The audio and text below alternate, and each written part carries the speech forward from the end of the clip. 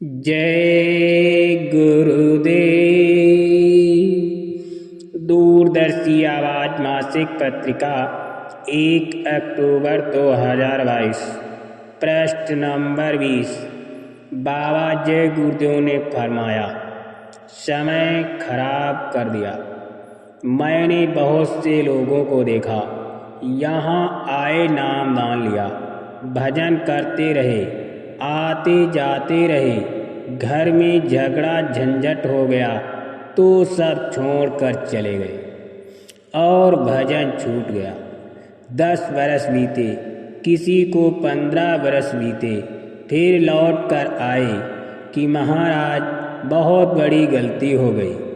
गलती तो हो गई, तुमने अपना समय खराब कर दिया, अब तो शरीर भी धोखा देने लगा। दया मिलेगी घाट पर। जीवात्मा के घाट पर जब दया मिलती है तब अनुभव होता है। जब आप भक्ति करोगे, गुरु के आदेशों का पालन करोगे, तब मन रुकेगा। नानक जी काबा गए, वहाँ चादर ओढ़कर 4-5 घंटे ऐसे बैठे रहे जैसे कोई पत्थर गाड़ दिया गया हो। जितने भी महापुरुष इन 750 वर्षों में यहाँ आए, सबने यही कहा कि मालिक जब भी मिलेगा तुमको तो अंतर में, बाहर किसी भी जगह नहीं मिलेगा, क्योंकि जीवात्मा का घाट अंतर में है, वहाँ परमात्मा मिलेगा। बाहर की बात किसी ने नहीं कही, सबने अंतर की बात कही। योग भी अंतर में होता है। जब आप बाहर मलिन हो गए, आप खान पान बिगड़ गया, आपका खान पान बिगड़ गया तो लोग आपसे ही नहीं कह सकते, तो लोग आपसे हो ही नहीं सकता, तो योग आपसे हो ही नहीं सकता। और आपने कह दिया कि योग है ही नहीं। एक महात्मा जी किसी तीर्थ स्थान में रहते थे। उनसे लोगों ने कहा कि आप जंगल में चले जाइए, यहाँ क्यों रहते हो? उन्होंने कहा कि हम चुपचाप अपने को छुपा कर रखते हैं, क्योंकि अगर कुछ कहे तो लोग विरोध करेंगे। कबीरदास जी आए, अनजान लोग उनका विरोध करते रहे।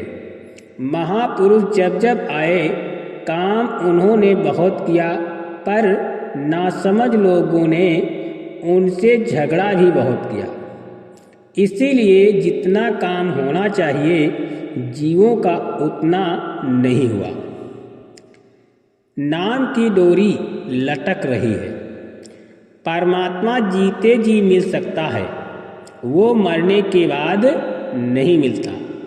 पूरब पश्चिम उत्तर दक्षिण में भटकने से परमात्मा नहीं मिलेगा, उसका दर्शन नहीं होगा।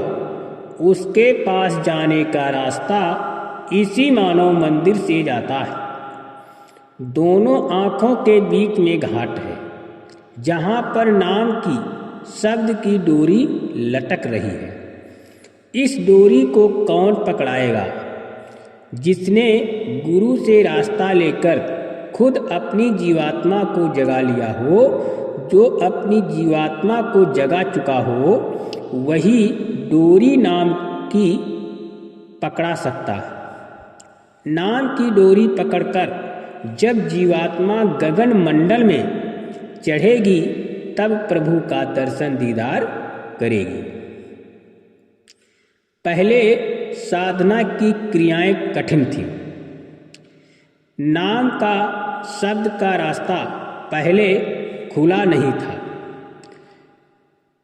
पहले साधना की कठिन क्रियाएं थीं।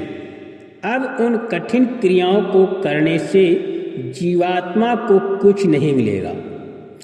अभी 750 वर्ष से ये रास्ता कबीर साहब ने खोला।